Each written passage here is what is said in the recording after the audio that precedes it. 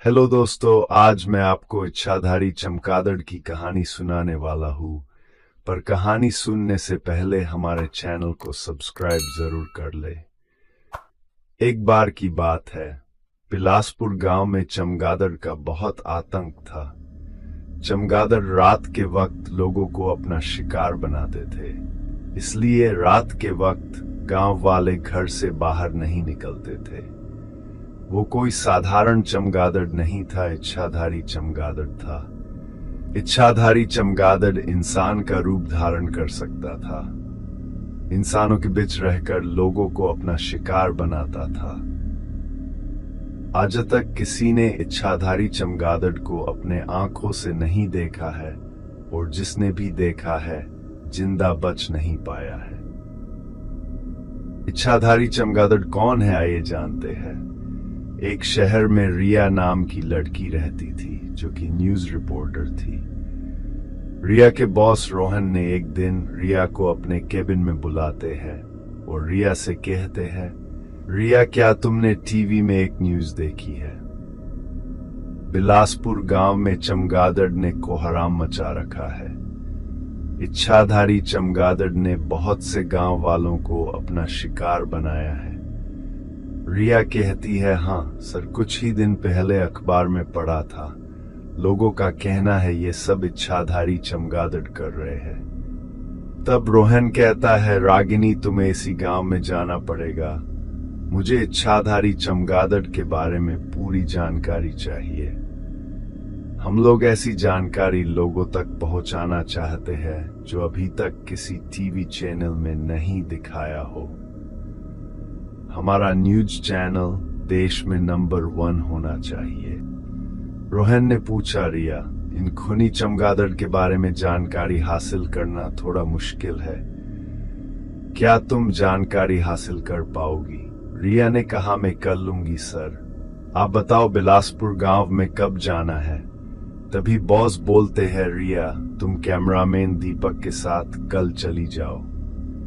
तुम अपने दोस्तों को भी साथ ले जा सकती हो। अगले दिन सुबह रिया अपनी दोस्त पूजा को साथ लेकर जाती है। साथ में कैमरामैन दीपक और राजू भी था। सब लोग गाड़ी में बैठकर बिलासपुर गांव जाते हैं। गांव बहुत दूर था। गांव में पहुंचते पहुंचते रात हो जाती है। जब सब लोग गांव में पहुंचते ही हैरान हो जाते हैं, क्योंकि गांव बिल्कुल सुनसान था। एक भी गांव वाला दिखाई नहीं दे रहा था। रिया अपनी सहेली पूजा से कहती है, पूजा, गांव बिल्कुल सुनसान है, हमें थोड़ा डर भी लग रहा है। पूजा ने कहा, हमें मुखिया जी के घर जाना चाहिए, हम लोग वहीं रुकेंगे। सब लोग एक साथ मुखिया जी के घर जाते हैं।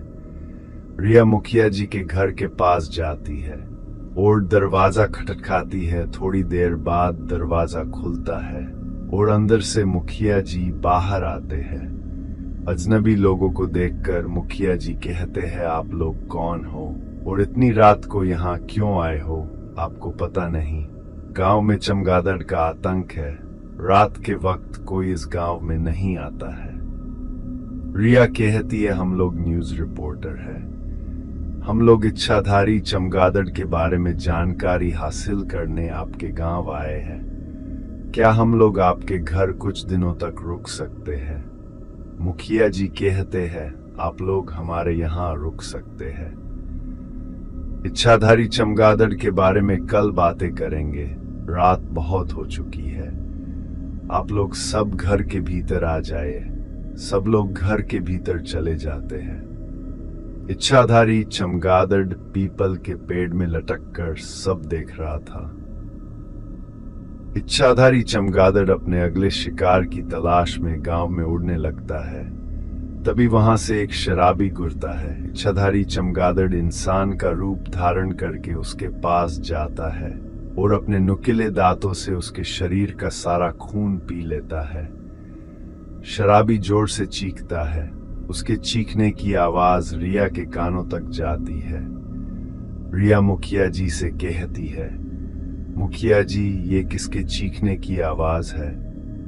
तभी मुखिया जी कहते हैं, ऐसी आवाजें यहाँ रोज सुनाई देती है।